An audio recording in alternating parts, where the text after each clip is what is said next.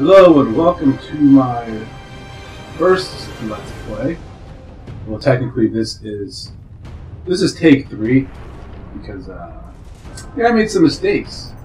This video recording stuff is not as easy as people make it seem, although it's entirely possible that it is in fact as easy as it seems, and I'm just a big dumbass. But I like to blame equipment understanding as opposed to myself, like any other rational human being would. So anyway, here we are, starting again, or for you new people coming in, which is essentially everyone, both of you. The first time we are playing WarHammer 40K Space Marine. I picked this as my first game because this is more of an equipment test, I would say, rather than, you know, an actual production Let's Play. This is a test run. We're going to see how this turns out in the end. There's a good chance that I may look at this after I posted it and after I got all the sound and stuff together and say, hey, this is garbage. I can't believe I made this. What's more likely to happen, though, will be that I will put it all on the cutting room floor and start again, in which case I will make another video saying this is part 4, or attempt number 4, I should say, for creating a Let's Play. So yeah, here we are. Oh man, I can already tell I'm going to get a whole bunch of hate. If anyone actually watches this. But if someone does watch it, I'm really like, oh, this guy's insane. Screw this. I'm never watching his videos. In fact, I'm going to put a thumbs down, vertical hash, thumbs down again and again. You gotta love haters. Haters keep us motivated. Anyway, so let's talk about this game a little bit, because I mean, that's why we're here, right? In the initial cutscenes we just passed over, they discussed what's happening in the story here, the background story for why we are going to go into combat to fight equal entities. This is a production planet for the WarHammer universe, which is an expansive, chaotic universe where there's billions of people, and it's a very martial law, utilitarian type environment because there's so many people and they've got so many things attacking them from so many angles, like any other typical fantasy story, like orcs, which are the primary antagonists in this game. There's Eldar, which are elves and stuff like that. You won't see any of that stuff, but this is your typical fantasy story put into the distant future, as opposed to the Dark Age past type scenario that you see in, like, you know, Warcraft or anything with Dungeons and Dragons, those kind of games. This is also produced by GameWorks, which is in itself is a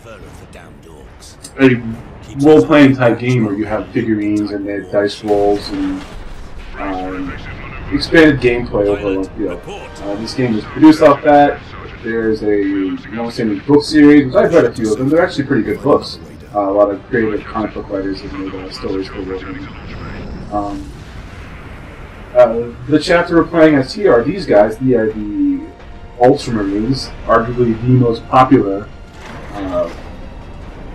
chapter of the Space Marines in the WarHammer 40K series.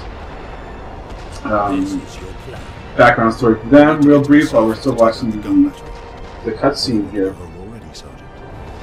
They are an elite fighting force in the world of man. They are genetically modified super soldiers who wear what I believe to be funny-looking, arcane-looking armor that's in the future. Of course, they do have jetpacks and stuff. I guess that does make it kind of cool.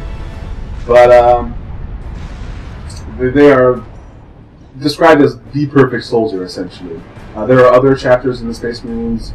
Another very popular one would be the Space Wolves. They are more the Viking Berserker type, or this would be like a, you know, like a SEAL Team 6 Special Forces team in comparison. Although, not to say that the Space Wolves are also not specialized, but they are more, you know, gun crazy. They have order, but at the same time, they, you know, grew up in a world, I think it's Fenris, something like that, where they live to fight, essentially. The Ultramarines come from the Ultimar system, which is a system that very strict code of conduct, and they farm their soldiers from there. From a collective system, system of planets, as opposed to Fenris, which is just a planet itself. Which, you know, they fly across it, they find some primitive Viking guys, and I'm talking about the Space Wolves. They find like primitive Viking guys, and they lead them into a somewhat more arcane fighting force. Maybe I'll talk about that as time goes on a little bit further, but for now, let's just leave it at that. Get into the combat here. We've already got the first round of baddies. This is a very horde-based game, essentially, where you do a lot of shooting, mostly to weaken enemies, but they want you to focus all your combat on melee. Like, you don't get health in a traditional sense, like I just showed you here. You execute people, and then you get back health that you've lost. Although, while in the execution in-game cutscene, that phase where you are performing the execution, you are still able to get hit. Something that comes into play later in the game, where you could be surrounded by several guys. Like this crowd of 3 isn't going to cause you too many problems. But if it was like 15 or 20 guys, and I'm executing one, those other guys are still going to be railing on you. So there's a chance, while you're getting your life back, you could indeed die. Typical shooting. I'm using the bolt pistol. The bolt pistol and the combat knife are obviously the first things you get in the game, or first weapons you get in the game. They're alright. I'll be using the pistol for a lot of the game. The combat knife will be departing from the shortage, as we will get upgrades to a better melee weapon in the not too distant future. Spoiler alert, but although this game has been out for several years now, so there's only so much time you can say, "Oh, I'm not going to tell you what happens. You get yourself." This game probably will run you around $10 to $15 now. It's been out for I want to say like 2 years. I didn't do any research, but it was one of the first games I got on my PlayStation. I got it used, and even then, I was like a 2-for-1 situation. So I'm not exactly how much I paid for, but I know it was not a lot, and I can imagine, since I've had my PS3 for quite some time now, that price has only gone down. Because there's an abundance of new games available for as we speak. This Let's Play, I may or may not finish this game. Like I said, this is kind of a demo, or I'm sorry, a test run, dry run for me to get my equipment settings and everything correct before I start going into grand production and having all kinds of cool, funny commentary with sometimes educational information of questionable importance and gameplay tips and all that good stuff you get from pretty much every other video game YouTuber on the internet currently. What makes me different? Nothing really. I'm just an average dude. I'm just really into this as a hobby. I've seen a lot of people make YouTube videos. I could do that. It seems like a fun time. Something that I get it. I can see myself getting into.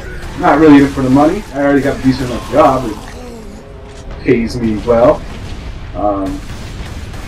We'll talk about that later. Maybe I get you guys some discounts on hotels, huh? Who wants to come to Vegas? All kinds of cool partying in Vegas. I really can do that too, as long as I don't get paid for. You ask me for like free rooms and comps and stuff like that. That's right. If anyone comments me and says, "Hey, I heard you get about free rooms and free buffets," while free is not possible, I can show you places that can get you discounts. So feel free to email me anytime for that, and see about getting you hooked up. Maybe if you're old enough, get you in a bachelor party or something, or bachelorette party for on the unlikely event that a woman or girl of any kind is watching this video. Oh man. So yeah, back to the combat, back to the action here. This pistol, unlimited ammo, decent enough damage. As long as you keep things at eye level, stay out of the way with the roll button. You get pop a couple of headshots now and again. It's relatively manageable, and you'll see this throughout the game. I think I chose normal, right?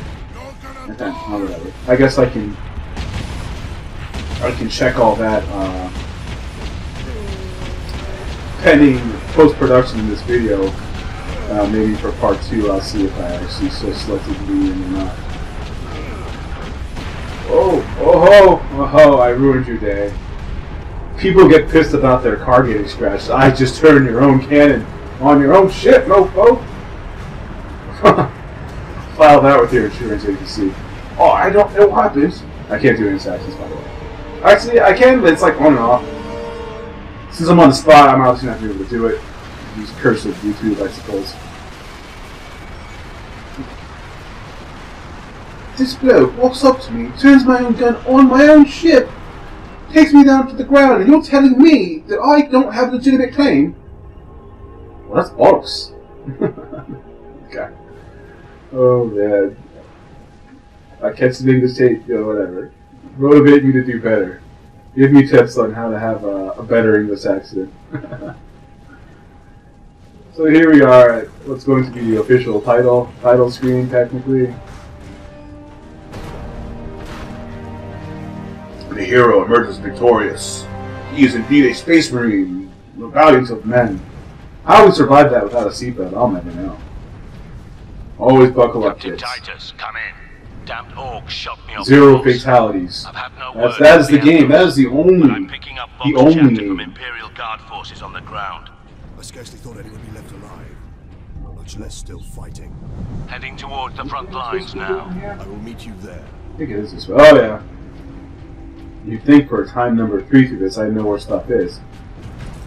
So we're about to roll into the thick of it. These first couple levels aren't too tough. I can only think of a couple points where I actually died when I played it on the harder difficulty level. Excuse me. In the first level or two. The first 2 chapters anyway. These first parts are kind of smooth sailing. Remain calm. Evacuate Ammo cache back here. Is that what's back here? Ammo cache? Nope. Oh, it's these are the servo skulls. This is like the collectible item in this game, where it tells part of a story. I'm not going to pick them all up. Not that I don't like picking things up, but some of them are in spots, and the stories are all broken. Like, it doesn't go like, you pick this one up, you get the same story you picked up from the last one. It could be, someone else's story telling it from a different perspective. And I got some of them as I played through, but it doesn't really seem like it's worth it for me to check out where they are. No, looking at where they are and then going after them. So we just picked up the bolter. This is your standard assault rifle for this game. Level it. It's got good zoom on it. Better zoom than the pistol anyway. These guys with their scatter guns aren't going to do very good anyway,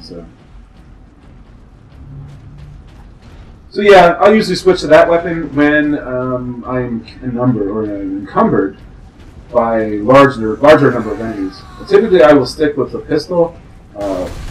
If we make it far enough, this does get upgraded as well. I'm not sure if I'm going to be playing that far into this game. I got some other games I really want to play, but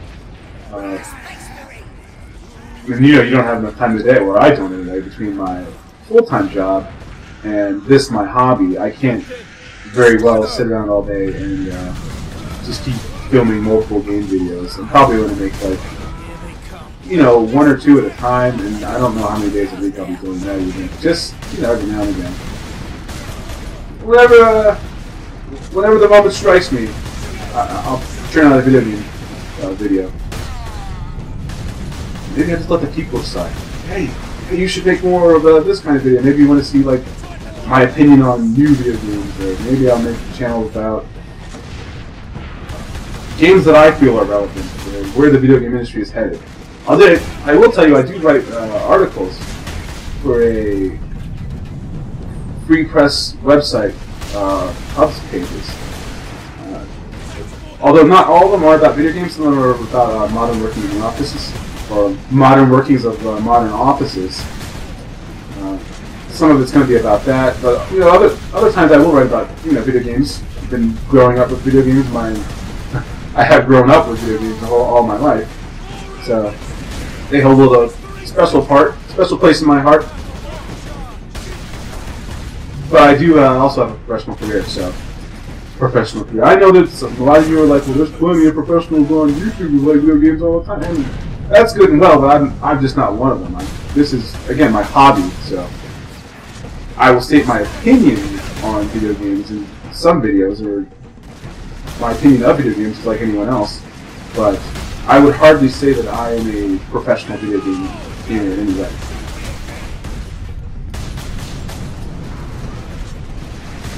I'm trying to...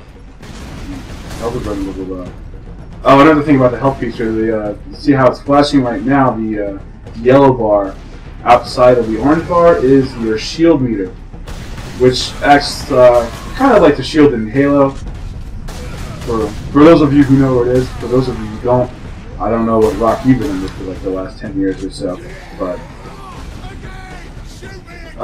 the yellow meter represents your shield, where when it gets hit, it goes down, and if you don't get hit for a longer period of time, it will go back up.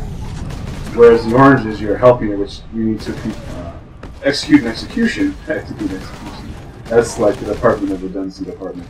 But you need to execute an execution in order to get your health back. Recover the orange bar in the center, as previously stated earlier in the video. Man, just a little gun crazy. The Codex Astartes warns against using jump packs to leap blindly into enemy fire. And the Codex Astartes is like their rule of conduct. Why do you still interpret the I Codex imagine theirs is fairly strict, as like I said before, this is kind of like the super special forces, or as their name so pertains, the Ultramarines.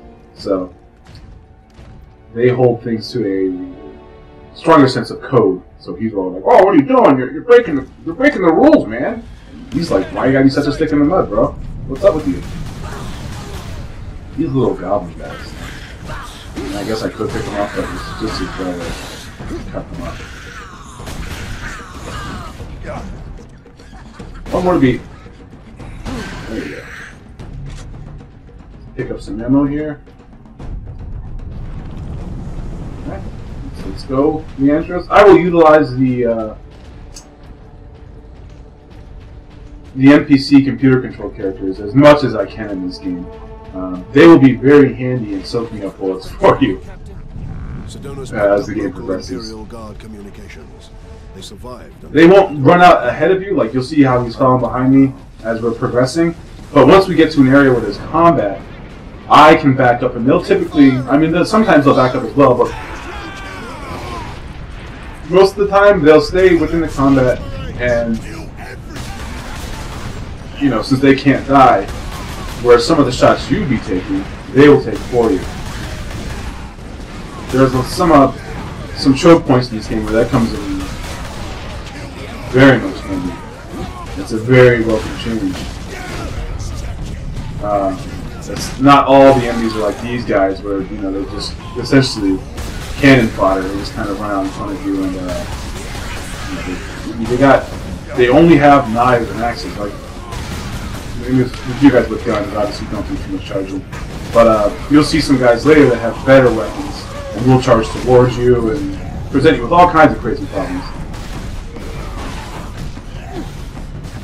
And these guys are good for good job. I should just assume a support role here. Back him up. They don't do too much killing, that's the thing. Like, they will kill people, or they will put down some of the enemies, but they won't do it on a consistent basis. What fun would that be? If the NPCs got all the kills and you just kind of sat with that. I mean, talk about a cheap and easy way to win a game, but you didn't come here for cheap and easy. You came here to shed blood.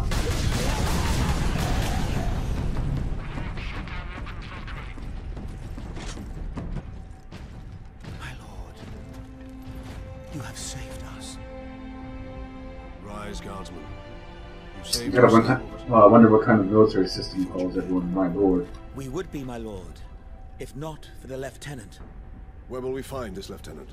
At the front lines. Lieutenant. Follow the trench. Lieutenant is definitely Lieutenant's English. command bunker. Don't we say lieutenant? Carry on, guardsman. I know we say Rendezvous lieutenant. with Sedonis. I'm Then we find I'm this just being lieutenant. cheeky. We need updated intel on the gun battery. We must find the lieutenant.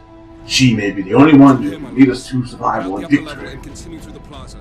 The bunker is beyond that. Running along. A few hundred against. You may have noticed how much bigger these guys are than the standard soldier.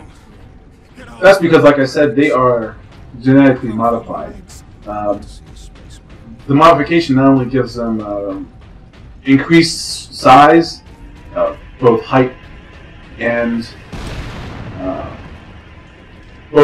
girth, but it also gives them extended life. Like the guy you play as, Captain Titus, is like, I want to say like 120, 150 years old, somewhere in that range. I'm not exactly sure, but I know he's over 100 years old. And he looked like he's in his early 40s to me. Like, I know I won't live to be 100. But, you know, I'm also not genetically modified. It's a simple solution to a very simple situation.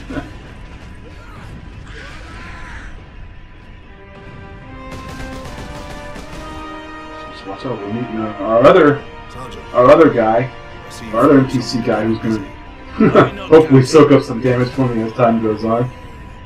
That's assuming we get to the points where it actually comes into be a usable feature of the game. I have my pessimistic thoughts about that. It's a good ways in the game where you actually get to utilize that. So, but maybe the midway point?